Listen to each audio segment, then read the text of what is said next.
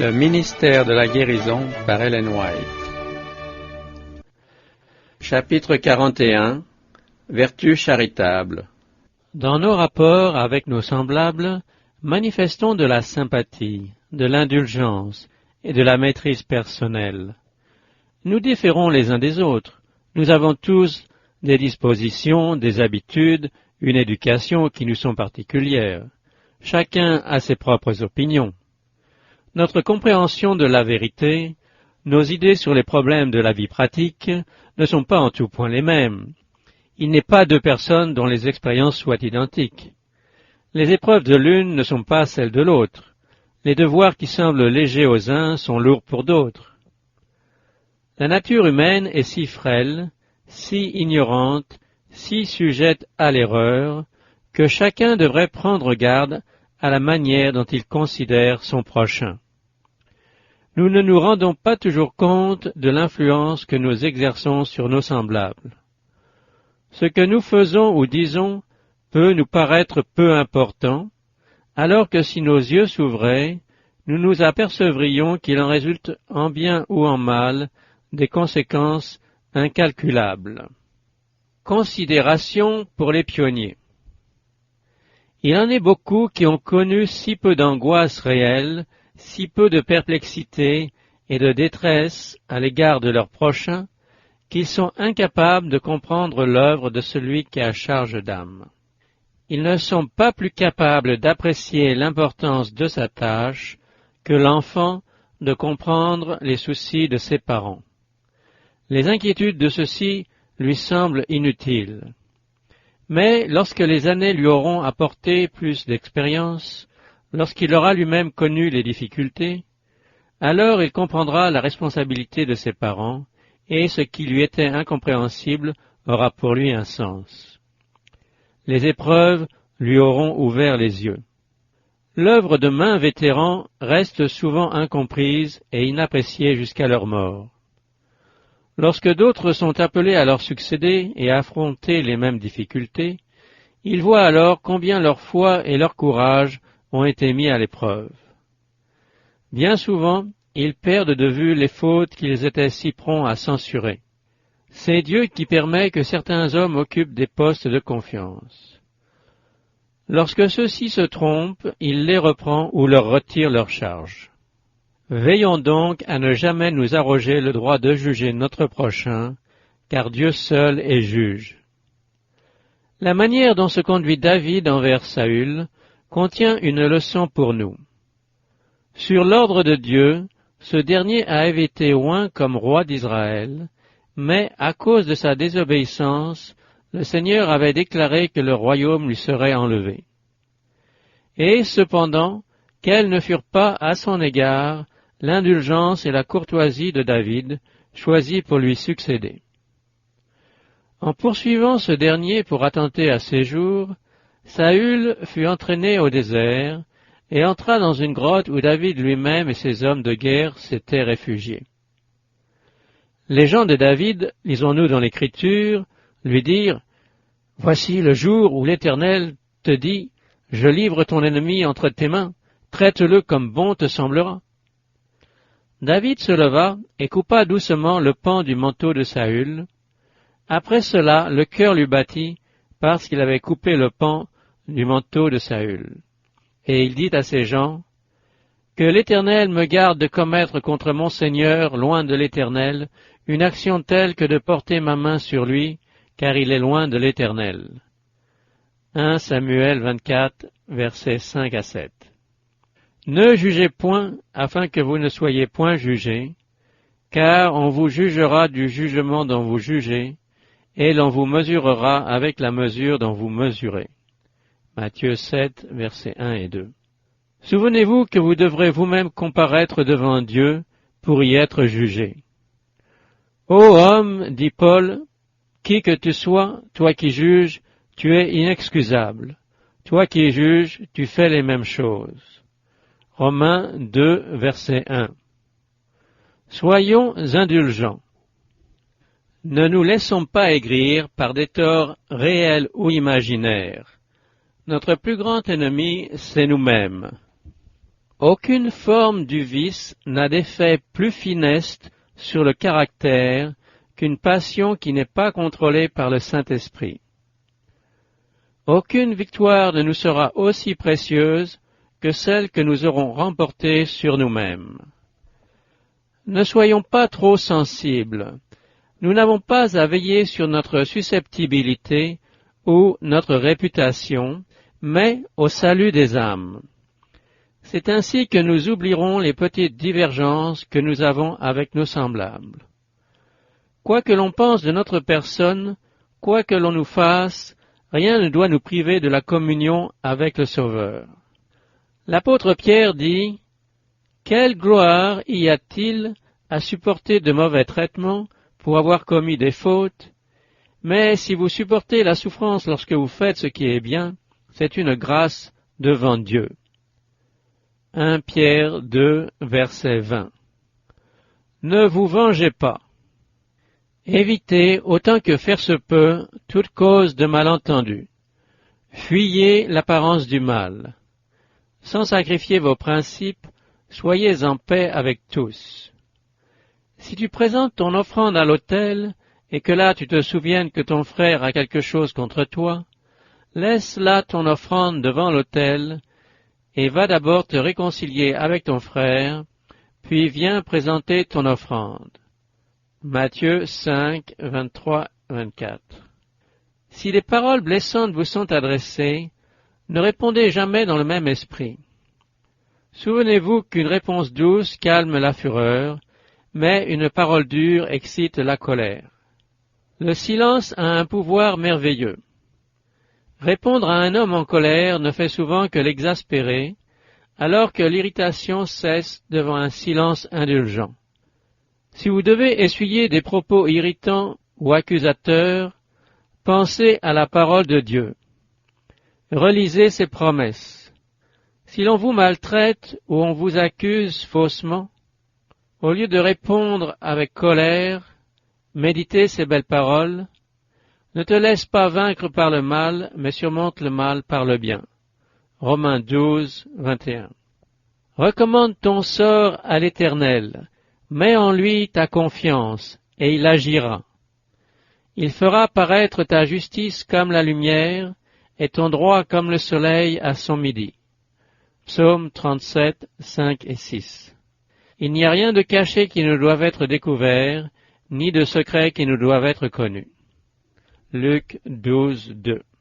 Nous avons passé par le feu et par l'eau, mais tu nous en as retirés pour nous donner l'abondance. Psaume 66, 12. Nous cherchons souvent auprès de nos semblables de la sympathie et des encouragements qui ne se trouvent qu'en Jésus. Dans sa miséricorde et sa sagesse, le Seigneur permet que ceux en qui nous plaçons notre confiance nous fassent défaut, afin que nous comprenions combien il est insensé de compter sur l'homme. Ayons en Dieu une foi implicite, humble, exempte de tout égoïsme. Il connaît les peines secrètes qui nous tenaillent le cœur et que nous ne pouvons exprimer. Lorsque tout paraît sombre et inexplicable, souvenons-nous des paroles du Christ. Ce que je fais, tu ne le comprends pas maintenant, mais tu le comprendras bientôt. Jean 13, 7. Relisez l'histoire de Joseph et celle de Daniel. Le Seigneur n'empêcha pas les machinations des hommes qui avaient décidé leur perte, mais il les fit tourner au bien de ses serviteurs qui avaient conservé leur foi et leur loyauté dans l'épreuve. Aussi longtemps que nous serons ici-bas, nous rencontrerons des influences adverses.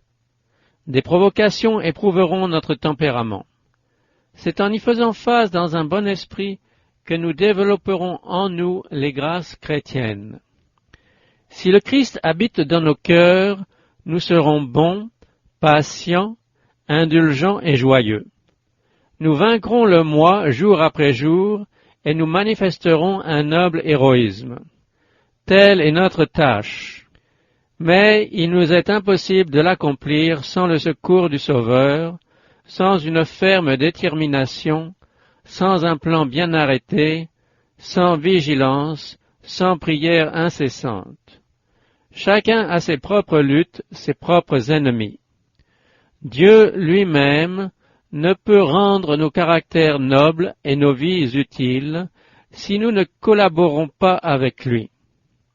Renoncer à la lutte, ce serait perdre la force et la joie de vaincre. Comptons les bienfaits de Dieu et non les épreuves. Ne pensons pas continuellement à nos épreuves, à nos difficultés, à nos peines et à nos tristesses. Tout cela est inscrit dans les livres du ciel. En ressassant nos désagréments, nous oublions bien des sujets de joie, la bonté de Dieu dont nous sommes entourés à chaque instant, et l'amour dont les anges s'émerveillent, qui lui fit donner son Fils pour mourir à notre place. Si, en tant que collaborateur du Christ, vous croyez que les soucis et les épreuves vous accablent plus que les autres, n'oubliez pas qu'il y a pour vous une paix inconnue de ceux qui évitent vos fardeaux. On trouve au service du Seigneur joie et consolation. Montrons au monde qu'il ne saurait y avoir d'insuccès pour ceux qui vivent selon Dieu. Si vous êtes triste, gardez pour vous vos impressions. Ne jetez pas une ombre sur la vie de vos semblables. Une religion morose n'attire pas les âmes, elle les éloigne au contraire, jusque dans les filets que Satan dispose pour y faire tomber ceux qui s'égarent. Au lieu de penser à vos découragements, songez à la force qui est en Christ. Fixez votre attention sur ce qui est invisible, dirigez vos pensées sur l'amour immense que Dieu a manifesté à votre égard. La foi endure l'épreuve, résiste à la tentation, supporte les désappointements. Jésus est notre avocat. Tout ce qui peut nous assurer sa médiation est à notre disposition. Le Sauveur a en haute estime tous ceux qui se donnent entièrement à lui.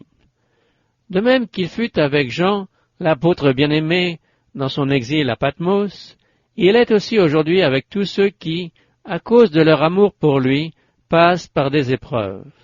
Dieu ne permettra pas que l'un de ses enfants fidèles soit abandonné dans sa lutte contre les forces sataniques. Il prend soin, comme d'un joyau précieux, de tous ceux dont la vie est cachée avec le Christ en lui.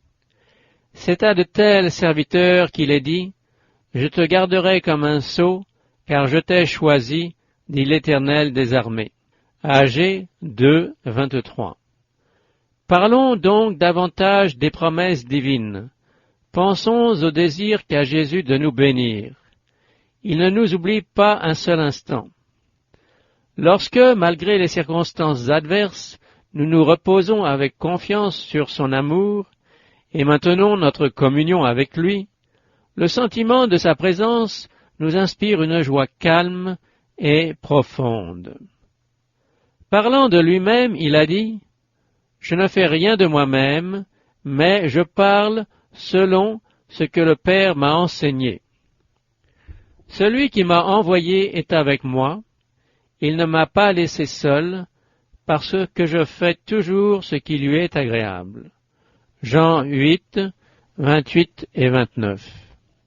Le Père était toujours présent aux côtés du Christ, et son amour infini ne permettait pas qu'il lui arrivât quoi que ce soit qui ne fût pas pour le bien de l'humanité.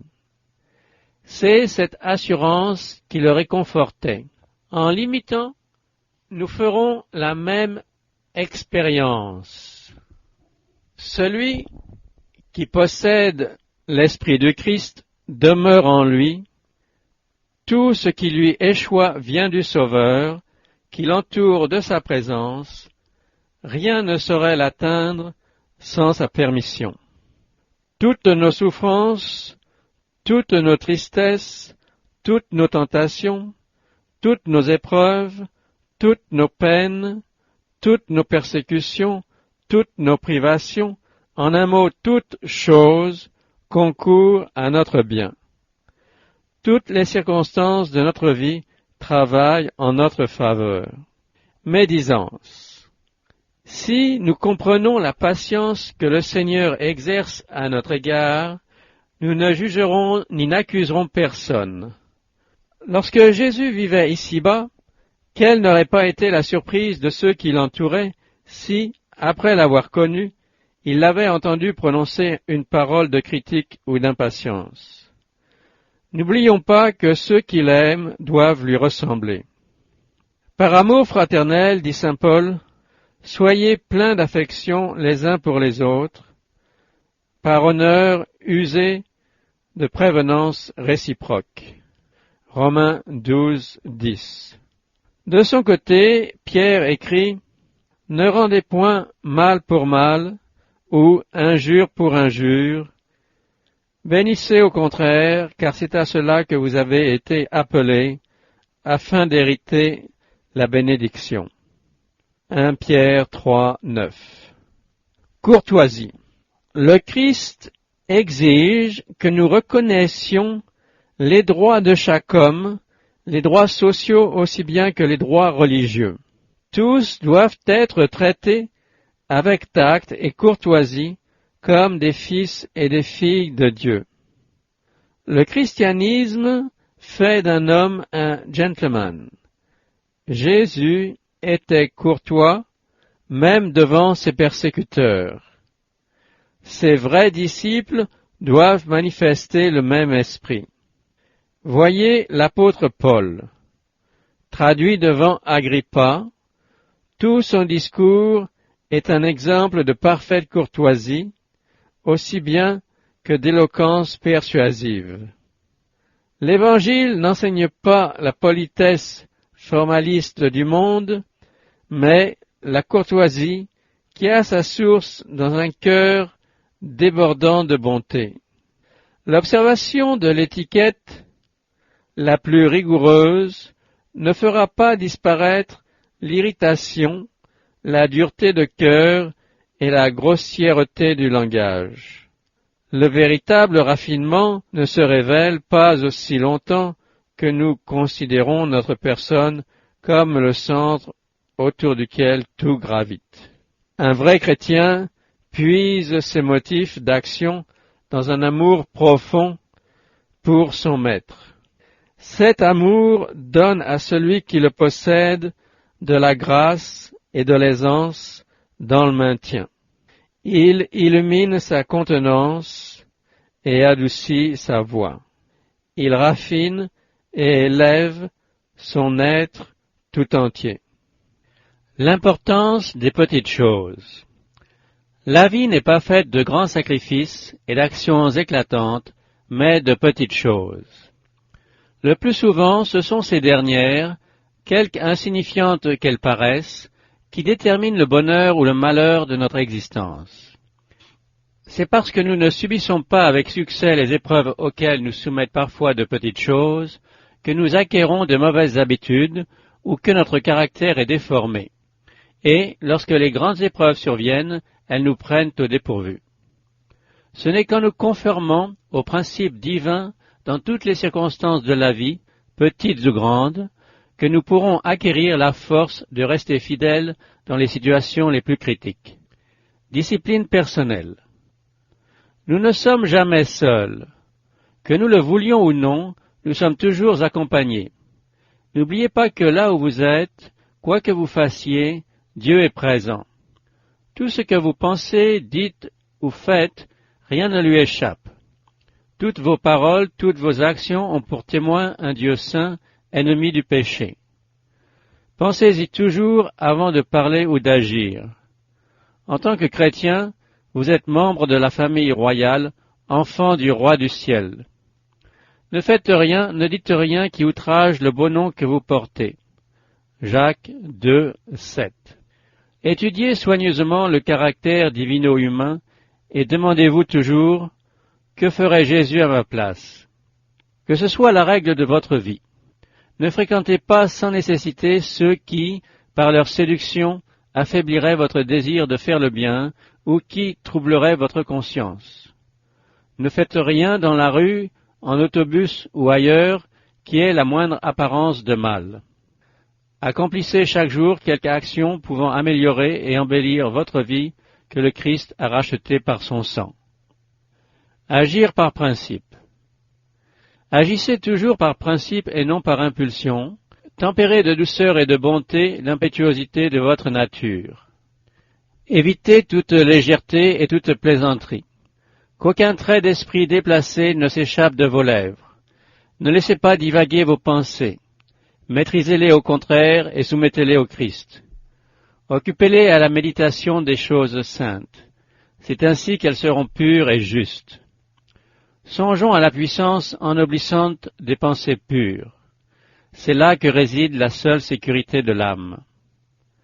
Un homme est tel que sont les pensées de son âme. Proverbe 23, 7. On parvient à se maîtriser par l'exercice. Ce qui paraît tout d'abord difficile devient facile par la répétition constante. C'est ainsi que les bonnes pensées et les bonnes actions deviennent habituelles.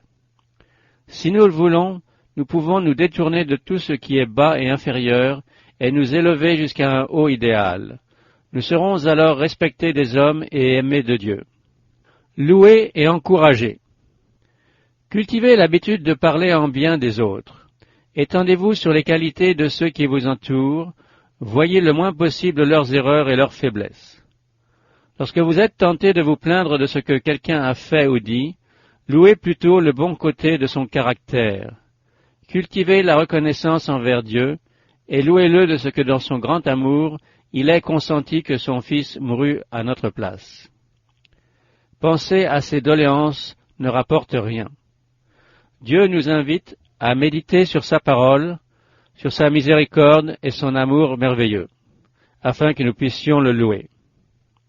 Ceux qui sont très occupés n'ont aucun loisir à consacrer aux fautes d'autrui. Les erreurs du prochain sont des caroubes qui ne nourrissent pas ceux qui s'en repaissent. La médisance est une double malédiction qui pèse lourdement sur celui qui parle et sur celui qui écoute. En semant la dissension et la zizanie, on récolte en son âme des fruits mortels. Le fait même de prévoir le mal chez les autres développe celui-ci chez ceux qui le prévoient. En s'arrêtant aux fautes d'autrui, on en subit l'influence, tandis que si l'on contemple Jésus, si l'on parle de son amour et de la perfection de son caractère, on est transformé à son image. En ayant devant les yeux l'idéal qu'il a placé pour nous, nous pénétrons dans une atmosphère sainte et pure qui est la présence même de Dieu. Si nous y demeurons, nous réfléchirons une lumière qui rayonnera sur tous ceux avec lesquels nous serons en contact. Au lieu de passer notre temps à critiquer et à condamner autrui, disons plutôt « Je dois travailler à mon salut ». Si je veux collaborer avec celui qui peut sauver mon âme, il me faut veiller avec soin sur moi-même, éviter tout ce qui est mal, vaincre chacun de mes défauts, devenir une nouvelle créature en Christ. Par conséquent, au lieu de chercher à affaiblir ceux qui luttent contre le mal, je dois au contraire les affermir par des paroles encourageantes. Nous sommes trop indifférents à l'égard de nos semblables. Nous oublions bien souvent que nos collaborateurs ont besoin de force et de courage. Assurez-les de votre intérêt et de votre sympathie. Souhaitez-les par vos prières et qu'ils sachent que vous le faites. Patience envers ceux qui s'égarent. Tous ceux qui prétendent être ouvriers du Seigneur ne sont pas pour cela de vrais disciples. Parmi les hommes qui portent son nom et qui font même partie de ses serviteurs, il en est qui ne le représentent pas dans leur conduite. Ils ne se laissent pas diriger par ses principes. Ils sont souvent une cause de perplexité et de découragement pour leurs collaborateurs plus jeunes. Mais nul ne doit être induit en erreur. Le Christ nous demande de suivre le parfait exemple qu'il nous a donné. On trouvera jusqu'à la fin des temps de l'ivraie parmi le bon grain. Lorsque les serviteurs de la parabole de Jésus, dans leur zèle pour l'honneur du Maître, demandèrent la permission d'arracher l'ivraie, il répondit « Non, de peur qu'en arrachant l'ivraie, vous ne déraciniez en même temps le blé. Laissez croître ensemble l'un et l'autre jusqu'à la moisson. » Matthieu 13, 29 et 30. Dieu, dans sa miséricorde et sa patience, supporte les pervers et même les hypocrites. Parmi les disciples choisis par Jésus, il y avait Judas le traître. Faut-il être surpris ou découragé si, aujourd'hui, des fourbes se glissent parmi les serviteurs de Dieu? Si celui qui lit dans les cœurs pouvait supporter le disciple qui allait le trahir, quelle ne devrait pas être notre patience envers ceux qui sont en défaut? D'ailleurs, les hommes qui paraissent les plus coupables ne sont pas tous comme Judas. Pierre, impétueux, inconsidéré et plein de confiance en lui-même, semble bien plus souvent à son désavantage que Judas. Il fut censuré plus fréquemment par le Sauveur. Mais quelle vie d'activité et de sacrifice que la sienne! Autant que possible, nous devons être pour les autres ce que Jésus était pour ses disciples. Avant tout, considérez que vous êtes missionnaires. Quel temps et quel travail il faut souvent consacrer pour gagner une âme au Sauveur. Mais lorsque cette âme abandonne le péché pour marcher dans la justice, il y a de la joie parmi les anges. Pensez-vous que les esprits qui veillent sur elle soient satisfaits de voir avec quelle indifférence elle est traitée par ceux qui se disent chrétiens? Si Jésus agissait comme nous le faisons, souvent les uns envers les autres, lequel d'entre nous serait sauvé? Vous ne pouvez lire dans les cœurs, et vous ne connaissez pas les mobiles qui ont dicté les actes que vous désapprouvez. Beaucoup n'ont pas reçu une éducation convenable. Leur caractère est faussé, ils sont durs et rugueux. Mais la grâce du Christ peut les transformer. Ne les négligez pas. Efforcez-vous de ne pas les décourager en disant « Vous m'avez déçu, je ne perdrai plus mon temps à m'occuper de vous ». Quelques paroles prononcées sous l'effet de la provocation, paroles qui semblent méritées, peuvent détruire l'influence que vous auriez pu exercer sur eux. Une conduite irréprochable, une indulgence inlassable, un esprit qui reste calme sous la provocation, constitue l'argument le plus concluant. Si vous avez joui des occasions et des avantages dont d'autres étaient privés, ne l'oubliez pas. Soyez toujours un instructeur sage, attentif et aimable. Lorsque vous voulez obtenir sur de la cire l'empreinte nette d'un cachet, vous n'apposez pas ce dernier d'une manière brutale. Vous le placez au contraire avec soin sur la cire molle et vous appuyez graduellement, fermement, jusqu'à ce que la cire soit durcie. C'est ainsi qu'il faut agir avec les âmes. La continuité de l'influence chrétienne est le secret de sa puissance, et elle dépend de la fermeté avec laquelle vous manifestez le caractère du Christ. Parlez de vos expériences religieuses à ceux qui s'égarent. Racontez-leur comment vous avez été encouragé par la patience et la bonté de vos collaborateurs lorsque vous vous êtes rendu coupable d'erreurs graves. Jusqu'au jour du jugement, vous ignorerez l'influence d'une conduite sage et affectueuse sur des hommes inconséquents, déraisonnables, indignes. Lorsque l'on rencontre l'ingratitude ou la trahison, on est tenté de blâmer ou de s'indigner. C'est ce qu'attend le coupable, il s'y prépare. Mais l'indulgence l'étonne, éveille souvent ses meilleures impulsions et fait naître en lui le désir de vivre plus noblement. Frères, écrit Paul, si un homme vient à être surpris en quelque faute, vous qui êtes spirituels, redressez-le avec un esprit de douceur. Prends garde à toi-même, de peur que tu ne sois ainsi tenté. Portez les fardeaux les uns des autres, et vous accomplirez la loi de Christ. Galates 6, 1 et 2. Tous ceux qui se disent enfants de Dieu doivent se souvenir qu'ils sont des missionnaires et que, comme tels, ils seront amenés à rencontrer bien des caractères différents. Il y a les rudes et les raffinés, les humbles et les orgueilleux, les religieux et les incrédules, les instruits et les ignorants, les riches et les pauvres. On ne saurait les traiter tous de la même manière, mais tous ont besoin de sympathie. Par un contact mutuel, les esprits se polissent et se raffinent. Dépendant les uns des autres, nous sommes étroitement unis par les liens de la fraternité humaine.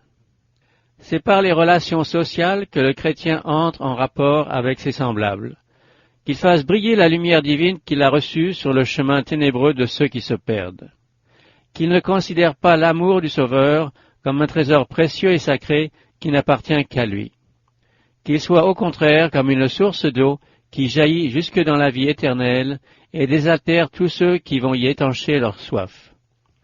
Son influence sociale, sanctifiée par l'Esprit de Christ, l'aidera à gagner des âmes au Sauveur.